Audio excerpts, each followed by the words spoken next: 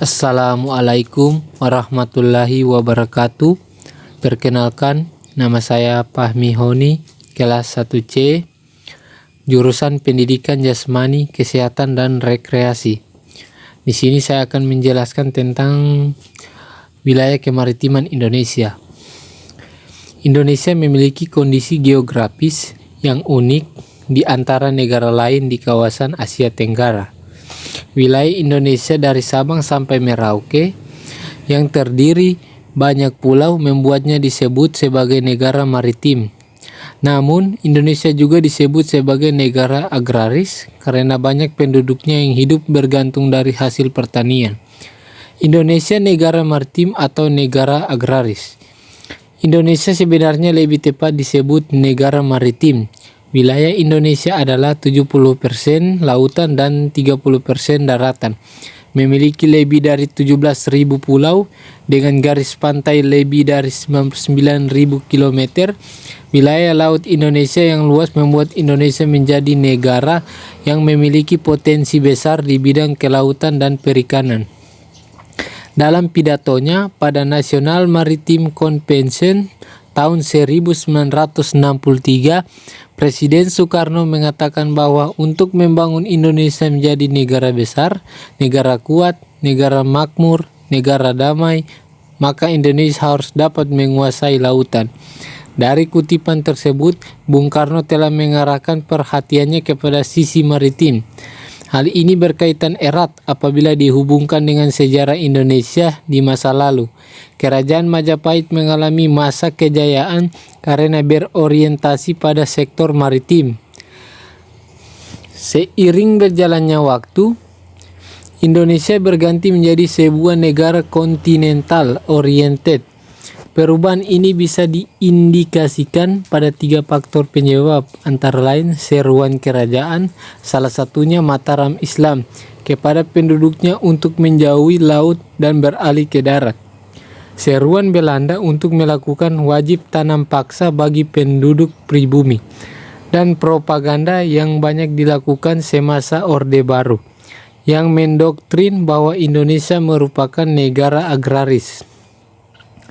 Menurut Mark Eartman, Vice President Marine Asia Pacific Field Division Conservation International, Indonesia terlalu fokus membangun di darat. Saat pertama kali datang ke Indonesia pada tahun 1990, saya kaget karena negara kepulauan terbesar di dunia fokus membangun di darat, kata Mark Eartman.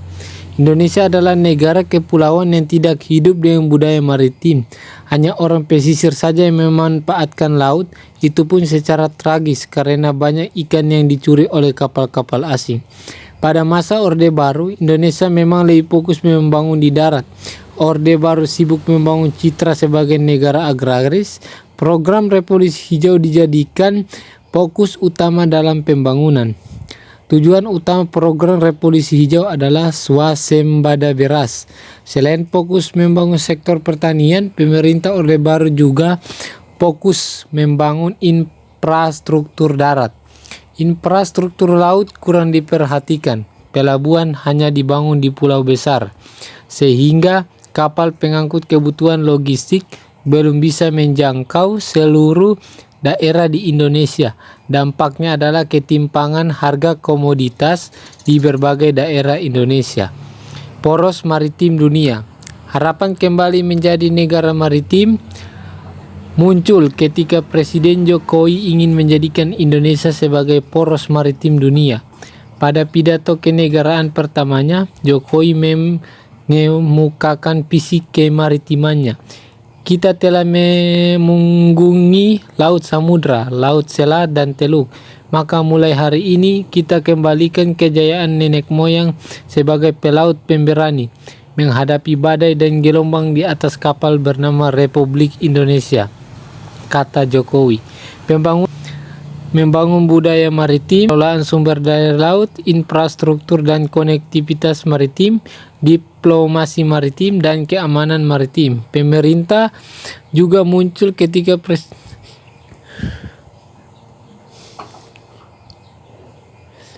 mengeluarkan kebijakan tentang kelautan Indonesia melalui Peraturan Presiden Nomor 16 Tahun 2017 tentang kebijakan kelautan Indonesia. Perpres tersebut menjadi semacam panduan bagi pembangunan kelautan. Langkah untuk mewujudkan visi poros maritim dunia adalah kebijakan penenggelaman kapal asing pencuri ikan. Kebijakan tersebut bertujuan untuk memberi efek jera kepada nelayan asing yang sering mencuri ikan di perairan Indonesia.